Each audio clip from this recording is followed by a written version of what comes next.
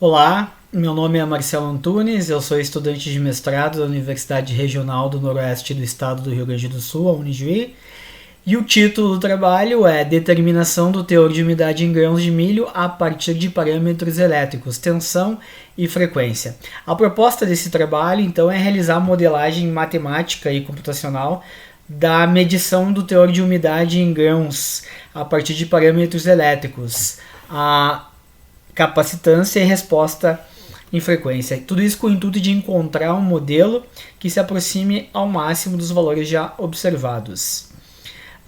Apesar da excelência na produção de grãos, o Brasil possui muitos desperdícios. E um dos fatores que causa o desperdício é a dificuldade em realizar uma determinação de umidade dos grãos de maneira célere e de uma maneira mais acurada. Então, hoje em dia existem métodos de determinação de umidade que podem ser divididos em duas categorias, que são os métodos diretos e os métodos indiretos. Os métodos indiretos são aqueles que se ocupam da pesagem dos grãos antes e após a retirada de água deles. Dentre os métodos indiretos está o método de estufa a 105 graus Celsius, que é considerado o método oficial do Brasil. Os métodos indiretos, eles acabam utilizando alguma propriedade dos grãos. Em geral não, muito comumente as propriedades elétricas, como, por exemplo, os equipamentos abaixo, o equipamento resistivo e o equipamento capacitivo. Muito bem. A regressão linear simples a gente pode ser entendida como uma tentativa de ajuste de vários pontos entre duas variáveis. O que se quer aqui é trabalhar com mais do que duas variáveis e, portanto, a gente precisa de uma ampliação dessa regressão linear simples, que vem a ser a regressão linear múltipla. Então, à direita tem um roteirinho dos passos que foram seguidos para a utilização da regressão linear múltipla até a obtenção da equação, que é o nosso modelo matemático. Falar um pouquinho, então, do experimento. O experimento foi realizado no laboratório de uma empresa, foi uma incubadora, onde utilizou-se um equipamento protótipo de 30 cm de largura, 45 cm de altura e 30 de profundidade. Os grãos de milho foram selecionados de forma aleatória, homogeneizados, mantidos a uma temperatura de 7 graus Celsius e meio para impedir os processos de fermentação. Após 5 dias foram retirados do refrigerador. Então, as 10 amostras, os grãos com 3 repetições, foram depositadas numa célula, uma espécie de câmara, que através de um sensor registra tensão e frequência. À direita, a gente tem dois gráficos, ainda numa fase de regressão linear simples, porque a gente está comparando a umidade observada apenas com a diferença de frequência e a umidade observada apenas com a tensão. São apenas duas grandezas e que tem aqui as suas relações matemáticas.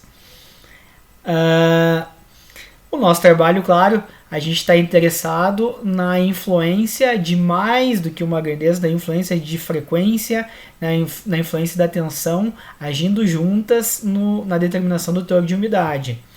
Então, como o experimento envolve três variáveis independentes e uma dependente, o modelo utilizado é de regressão linear múltipla.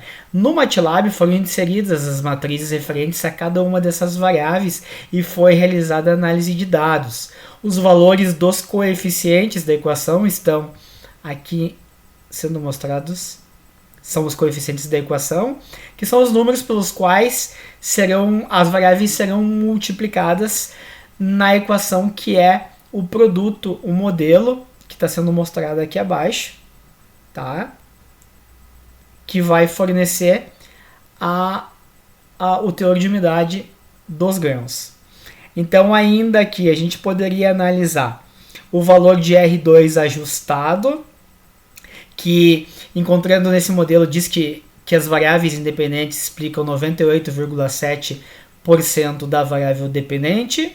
Ainda o diminuto valor do erro padrão, 0,338, que indica que os valores residuais podem ser considerados insignificantes.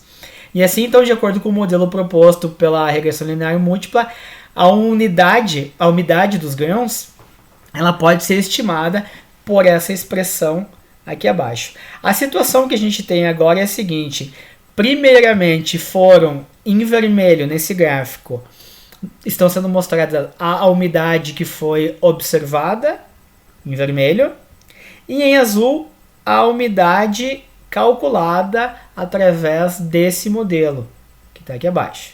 Então, no eixo horizontal, o número de ensaios, no eixo vertical, a umidade medida.